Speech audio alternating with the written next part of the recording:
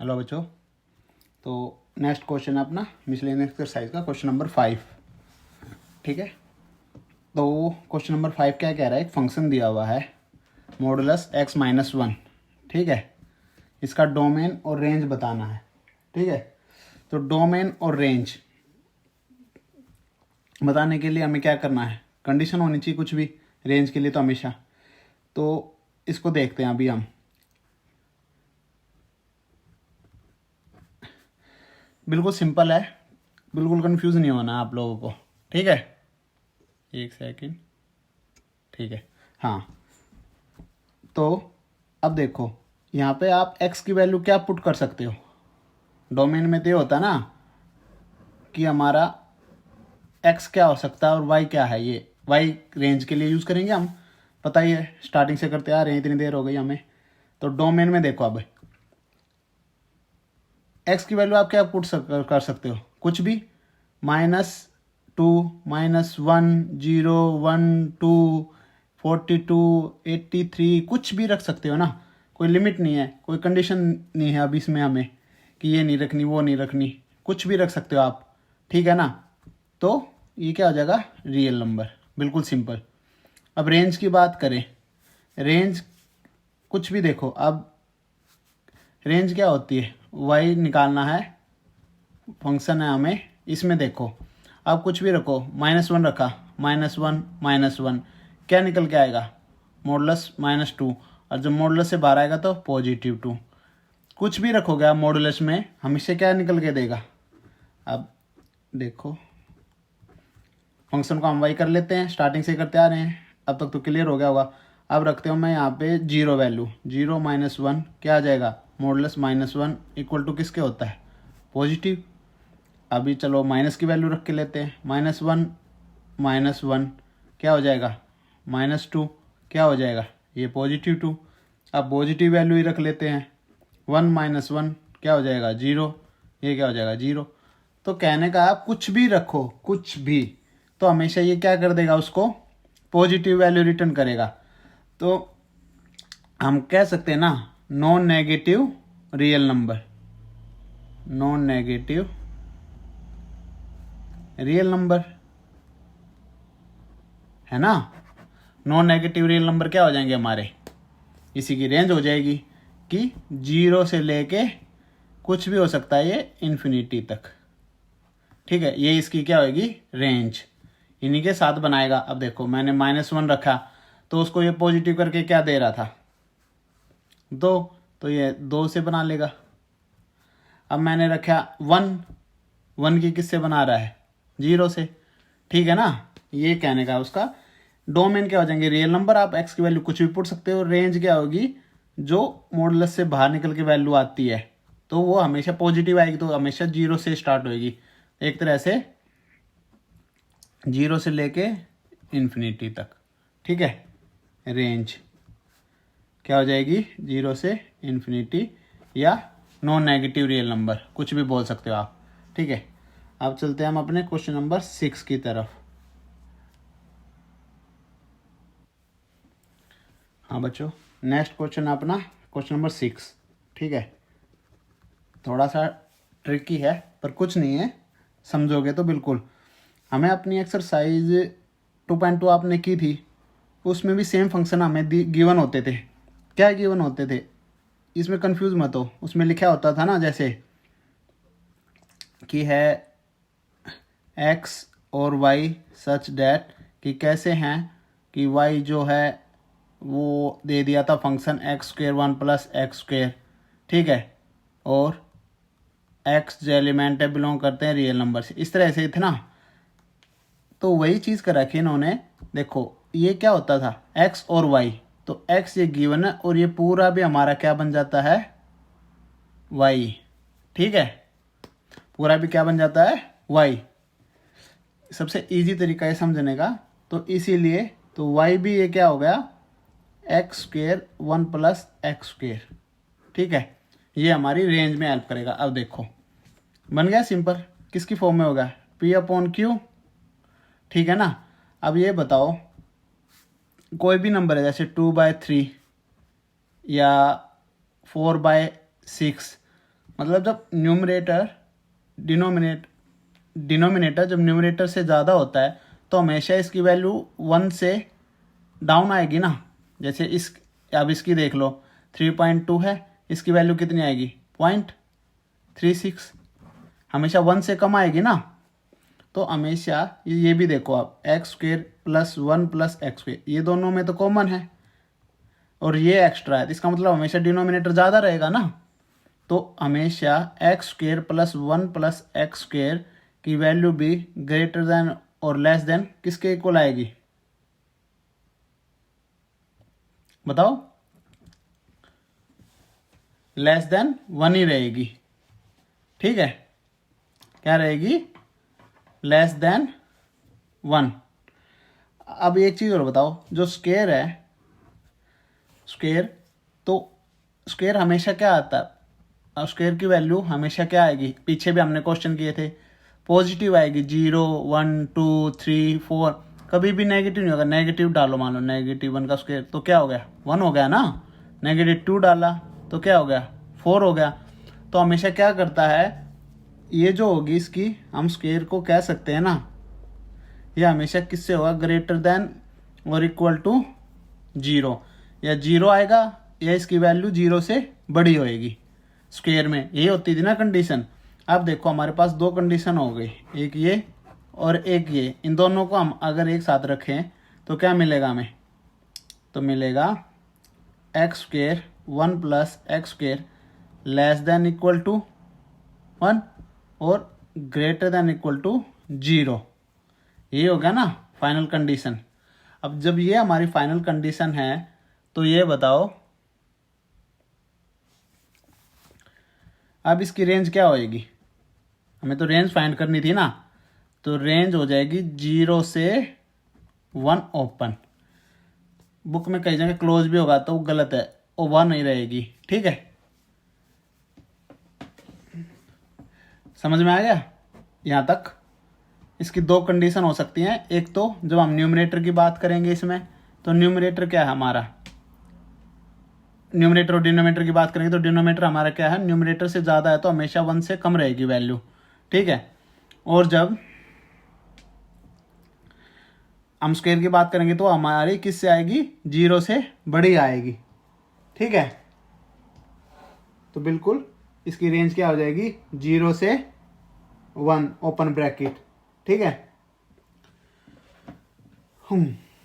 अब चलते हैं हम अपने क्वेश्चन नंबर 7 पे। बिल्कुल सिंपल था, थोड़ा सा आप यूज करोगे दिमाग एकदम से क्लियर हो जाएगा।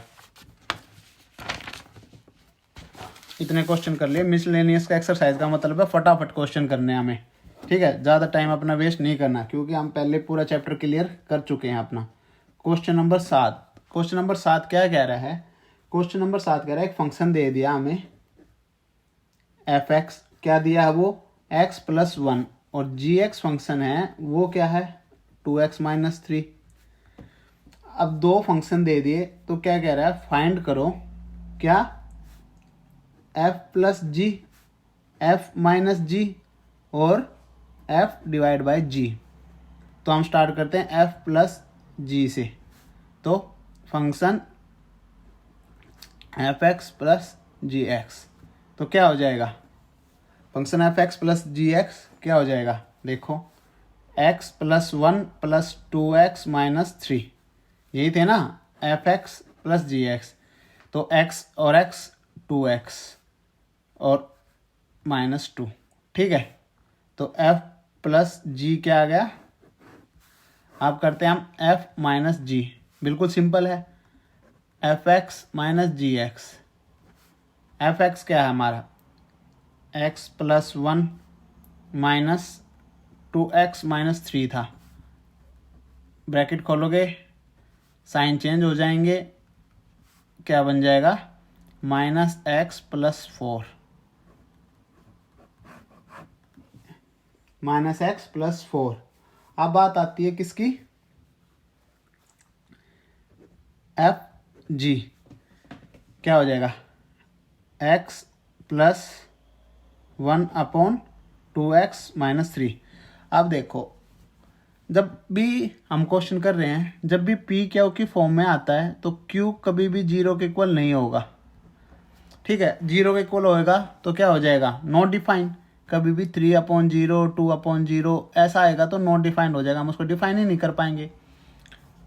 तो अब देखते हैं हम कि यहाँ पे x की क्या वैल्यू रखे कि ये 0 हो जाए, तो हम वो वैल्यू इग्नोर करनी पड़ेगी। अब इसके लिए हम चेक कर लेते हैं, 2x - 3 नॉट इक्वल टू 0, ये इक्वल टू के 0 नहीं होना चाहिए।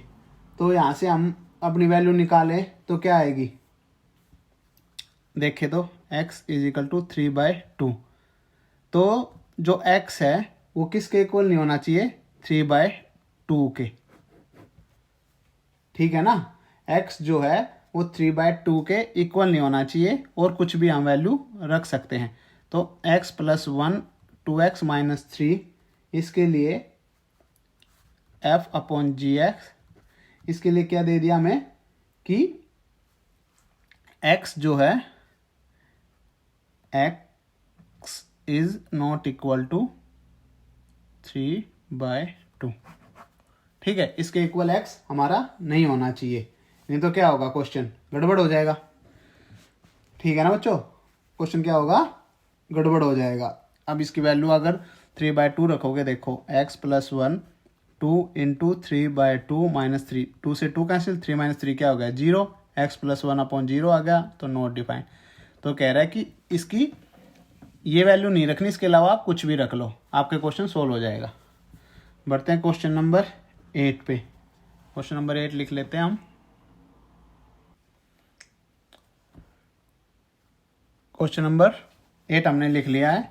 तो देखो, हमारे पास कुछ रिलेशन दे रखे हैं, तो जो रिलेशन होते थे वे क्या होते थे, ये x होता था, ये y, ये x, ये y, ये x, ये y, ये x, ये y, ये होता था ना। अब कोई भी एक उठा लेंगे हम, पहले अपने फंक्शन को लाते हैं इधर। f(x) दे रखा हमें ax + b। अब f(x) को हम क्या लिख लेते थे, y, ax + b। अब यहाँ पे पहली एक कंडीशन ले लेते हैं, इसको रख लेते हैं, तो 1 = a + b, इक्वेशन 1 बन गई।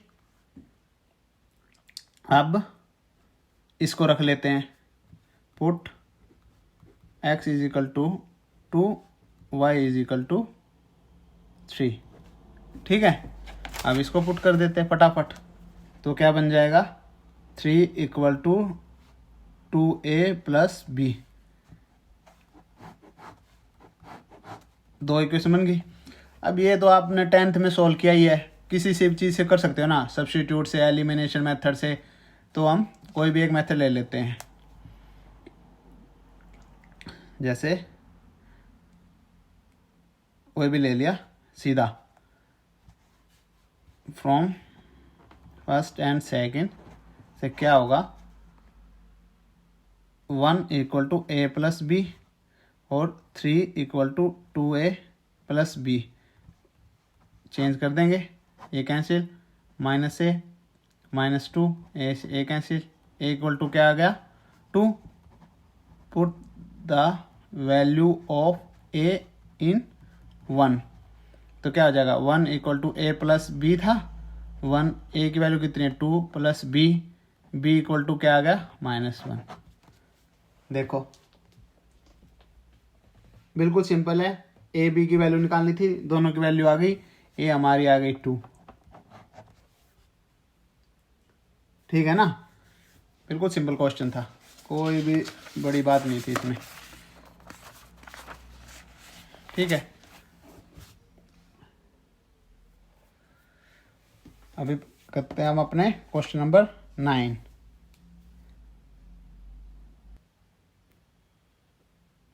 ठीक है, क्वेश्चन नंबर 9 बच्चों।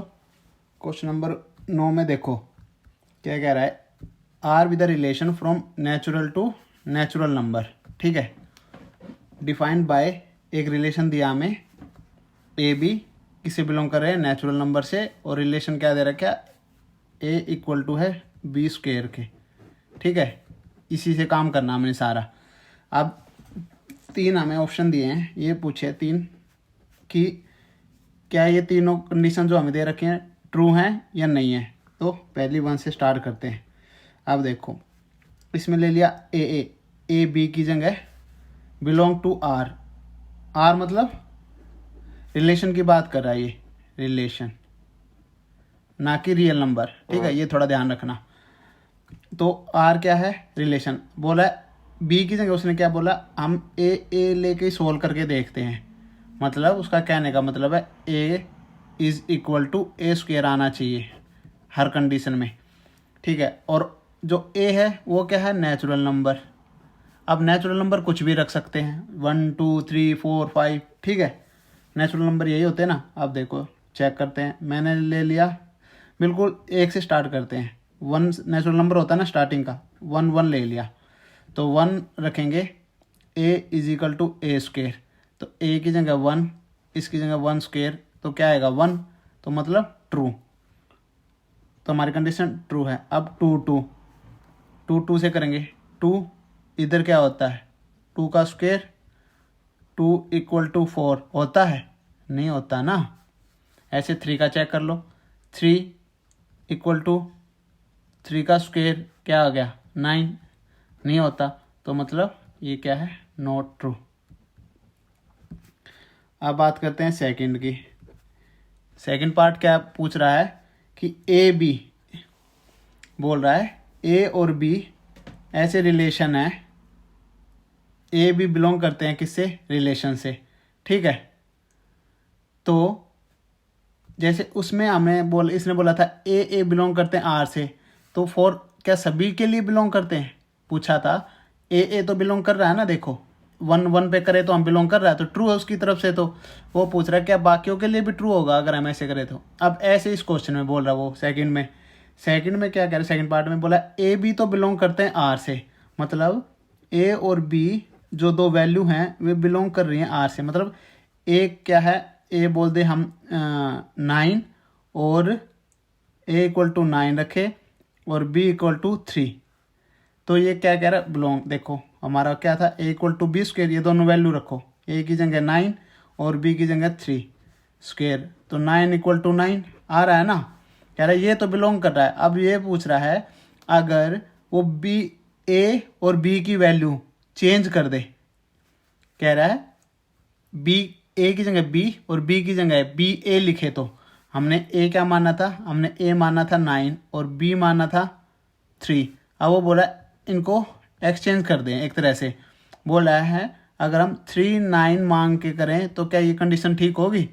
ए इक्वल टू 3 मानो, नाउ ए इक्वल टू 3 और बी इक्वल टू 9, तो अपने उसमें रखते रिलेशन का है जो ए कितना 9 और बी कितना है, ए कितना है 3 सॉरी, और बी कितना है 9। 9 का स्क्वायर कितना होता है 81, क्या 81 3 के इक्वल है, नहीं है ना। तो ये भी क्या है, नॉट ट्रू। अब आता हमारा थर्ड में क्या कह रहा है, देखो थर्ड में क्या कह रहा है, ए बी बिलोंग कर रहा है आर से, बी सी भी बिलोंग कर रहा है आर से, तो बताओ ए सी भी बिलोंग करेगा या नहीं। तो देखो वैसे ले लेते हैं हम, ए की वैल्यू 9, बी की वैल्यू 3, ठीक है। और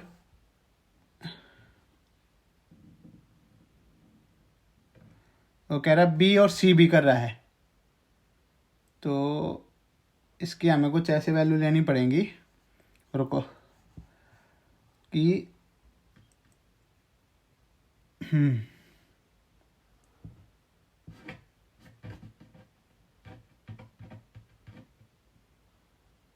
बी दोनों में सेम लेते हैं ताकि हम क्लियर हो सके।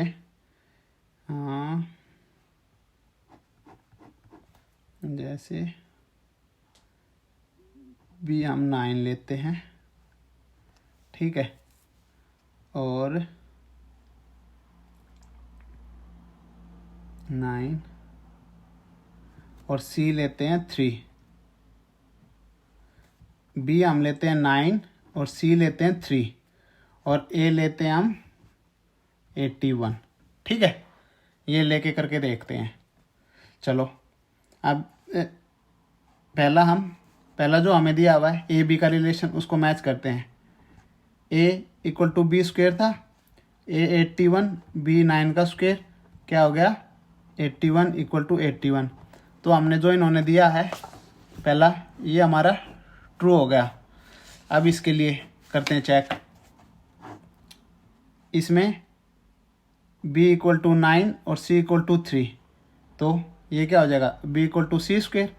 तो क्या होएगा b क्या आ गया 9 और c 3 का स्क्वेयर, 9 इक्वल टू 9। तो ये भी ट्रू कर लिया हमने एक तरह से, ये भी रिलेशन ठीक बनाया हमने। अब बोला a और c लें, क्या वो बिलोंग करेंगे r से?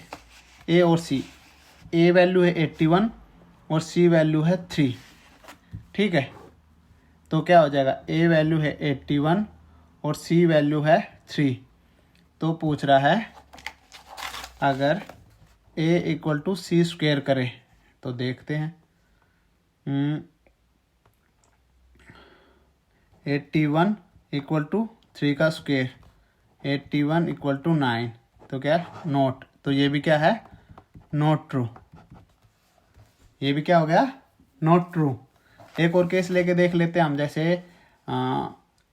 2 का स्क्वेयर 4, 4 का स्क्वेयर 16, ठीक है।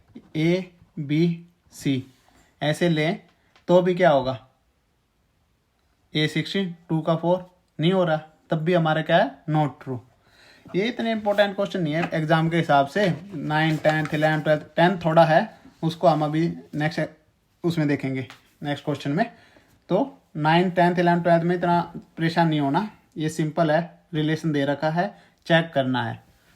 अब आपने इतने रिलेशन फंक्शन कर चुके हो कि आपको पता लग जाएगा भाई कि कैसे क्या वैल्यू की बात होती है। बस हमेशा इसी रिलेशन, जो भी रिलेशन दिया हुआ उसी के ऊपर बात होएगी सारी, उसी पे कंडीशन निकालो, उसी पे सब कुछ जो आपने जोल करना उसी पे होएगा, ठीक है। बढ़ते हैं हम अपने क्वेश्चन नंबर 10 पे, ठीक है। क्वेश्चन नंबर 10 ज़्यादा मुश्किल नहीं है, बिल्कुल इजी है। एक हमें सेट दिया ए और बी, ठीक है, और एक रिलेशन दे रखा है फंक्शन बना के, ठीक है, कि 1 का 5 से, 2 का 9 से, 3 का 1 से, 4 से 5, 2 का 11 से, ठीक है। अब दो पार्ट में दे रखा क्वेश्चन। पहला है कि f is a relation from a to b, a to b। तो a टू b पहले से स्टार्ट करते हैं, ठीक है। अब ये बताओ ये क्या होते थे, हम जब भी कर अभी तक किया हमने, हम पहले वाले क्या मानते हैं X Y X Y X Y X Y X Y, ये होते हैं ना। हम देखते हैं जो पहले वाले एलिमेंट है वो सबके क्या बनाए रिलेशन, देखो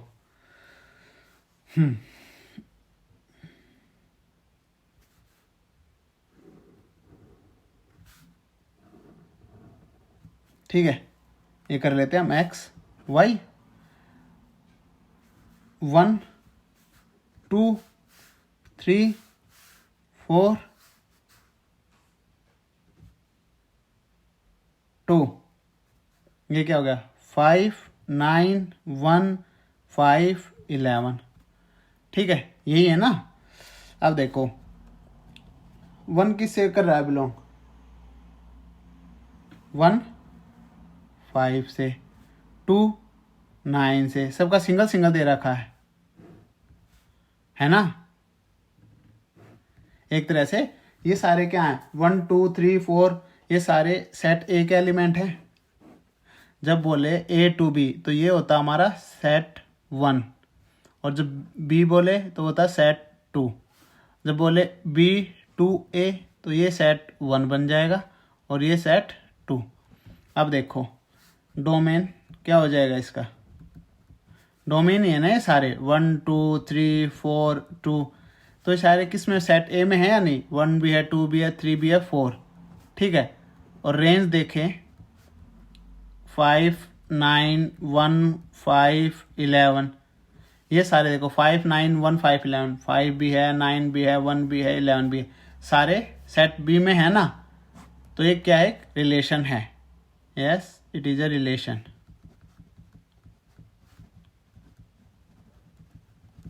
ठीक है। ये क्या है, रिलेशन, क्योंकि हर एलिमेंट क्या बना रखा है, एक किससे बिलोंग कर रहा है, सेट से बिलोंग कर रहा है, कोई भी उसका सेट छूटा नहीं है। तो जब अगर ये सारे जो इसकी रेंज है सेट बी से बिलोंग कर रहे हैं, कोई एक्स्ट्रा नहीं है हमारे पास, तो क्या मतलब है, ये एक रिलेशन है ए का बी से। सेट ए के एलिमेंट हैं जो, वे सेट बी के एलिमेंट से तो रिलेशन बना रहे हैं ना। देखो 1 2 3 4 सेट ए के एलिमेंट हैं सारे, और बी के 1 5 9 1 5 11, ये सारे किसके एलिमेंट है, बी के ना।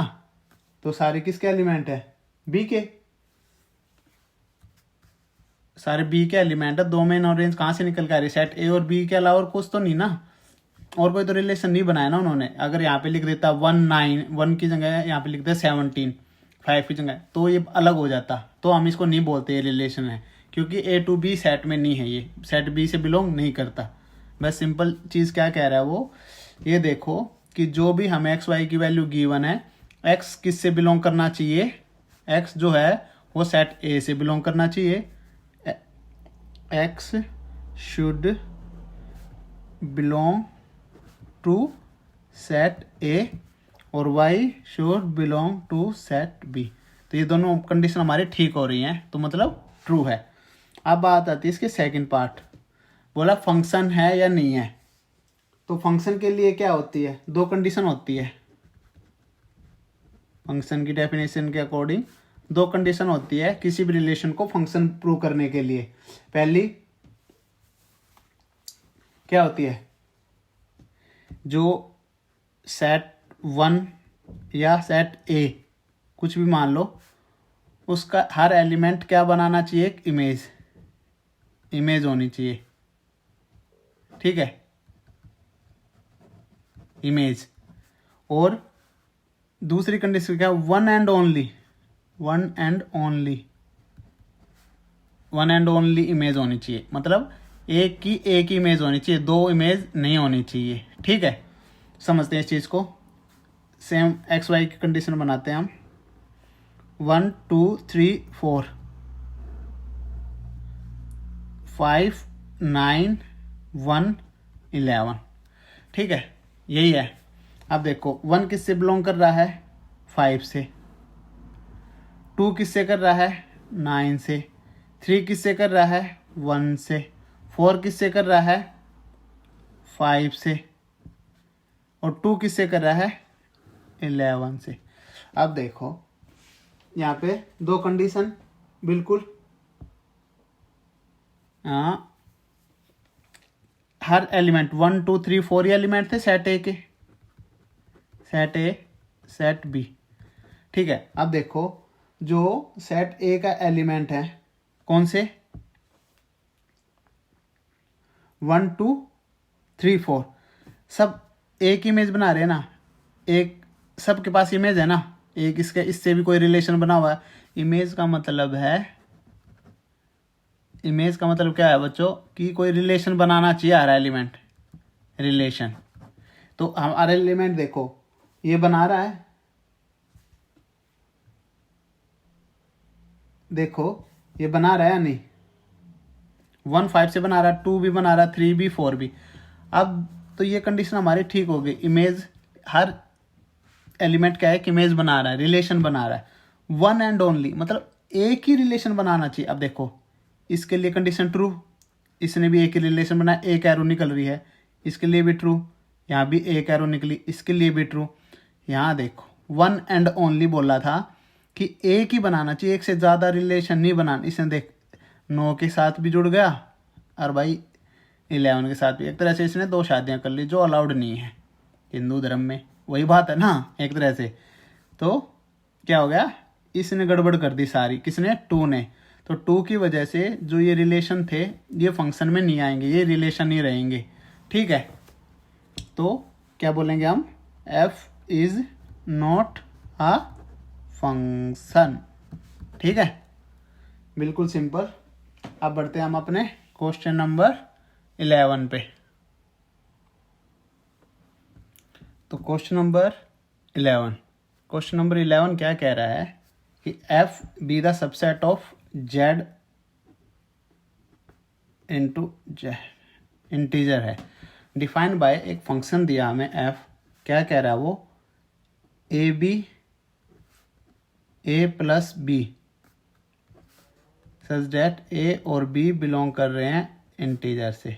ठीक है, अगर एफ ए फंक्शन है, ये बोला अगर ये फंक्शन है फ्रॉम जेड टू जेड तो जस्टिफाई योर आंसर। कह रहा है अगर ये फंक्शन है तो मतलब इसका एक से ज़्यादा इमेज नहीं बननी चाहिए। फंक्शन की मतलब क्या होता था, दो ही कंडीशन होती थी ना फंक्शन की, पहली इमेज बननी चाहिए एलिमेंट की, और दूसरी वन एंड ओनली। चलो देख लेते हैं भाई इसको भी। ये देखो, कोई भी जो हमारे रिलेशन देते थे वे जैसे ऐसे करके दे देते थे हमें 2 3 4 8 3 1। ठीक है, तो ये क्या होता था हमेशा X Y X Y X Y, last question में भी बताया मैंने। ठीक है, इसी पे बात चलेगी। ये है ना, हमेशा कंफ्यूज मत होना, ये एक्स वाई की फॉर्म में होती है, तो थोड़ा कंफ्यूज करने के लिए अलग अलग देते हैं, ताकि तुम थोड़ा कंफ्यूज हो जाओ और एकदम से देखो कि हाँ भाई ये क्या चल रहा है एकदम से। अब लेते हैं हम कोई फंक्शन बनाते हैं, ए और बी की वैल्यू लेते हैं। ए मान लिया मैंने 4 और बी मान लिया 3। ठीक है, चलो अब देखो, ए वैल्यू रखते हैं 4 इंटू 3। ठीक है, 4 इंटू 3। चलो बी 1 ले लेते हैं अभी के लिए, थोड़ा और सिंपल करते हैं। ठीक है, तो ये क्या हो जाएगा 4 प्लस 1, तो क्या बन गया ये 4 और 5। ठीक है, अब कोई और रिलेशन देखो, अब कोई फंक्शन क्या होता है देखो, अब ये जो है ये क्या है इसका x और ये y है, ये क्या है एलिमेंट है, और ये क्या है इसकी इमेज। तो वन एंड ओनली इमेज बनी 4 की 5 से। अब देखो कोई ऐसी वैल्यू हो सकती है, इसके हिसाब से तो कोई वैल्यू नहीं होनी चाहिए, क्वेश्चन के हिसाब से कह रहा है कोई वैल्यू नहीं होनी चाहिए। क्या ऐसा कोई नंबर हो सकता है जो x की जगह 4 आ जाए और यहाँ पे कुछ भी रिलेशन आ जाए 6 7 8? तो देखो अगर मैं a की जगह 2 ले लूँ और b की जगह भी 2 ले लूँ, तो देखो 2 इंटू 2, ठीक है, और 2 प्लस 2, तो क्या हो गया 4 4 आ गया ना। तो ये बताओ किसी भी एलिमेंट की या किसी भी एलिमेंट की 4 की, अब देखो दो इमेज हो गई, एक कितनी 5 और एक कितनी हो गई 4। तो ये बताओ क्या ये फंक्शन होगा? नहीं होगा ना, तो it is not a function. ठीक है, तो ये फंक्शन नहीं होगा। कुछ भी ट्राई करके देख लो आप एक बार, और जल्दी से हम देख लेते हैं। जैसे ए ले लेता हूँ मैं 6 और बी ले लेता हूँ 2, तो क्या आ जाएगा 12 और 8। इसी में रखना है ये ए बी और ए प्लस बी में। ठीक है, अब मैंने ले लिया ए 4 और बी 3, तो कितना आ गया 12 और 7। यहाँ भी देखो दो इमेज बन गई ना अलग अलग, तो क्या है ये हो ही नहीं सकता फंक्शन। अब लास्ट फाइनल क्वेश्चन है हमारा, क्वेश्चन नंबर 12। क्वेश्चन नंबर 12, ए कोई सेट दे रखा है हमें 9 10 11 12 13, इसके क्या है एलिमेंट, एंड लेट ए क्या जो नेचुरल नंबर ही है, एफ एन एन का मतलब है इनकी वैल्यू यहाँ पे 9 10 11 12 13। कह रहा है highest prime factor of N find the range of M. ठीक है, जो प्राइम फैक्टर आएंगे उन्हीं से हमें रेंज निकालनी है, एक तरह से ये समझ लो।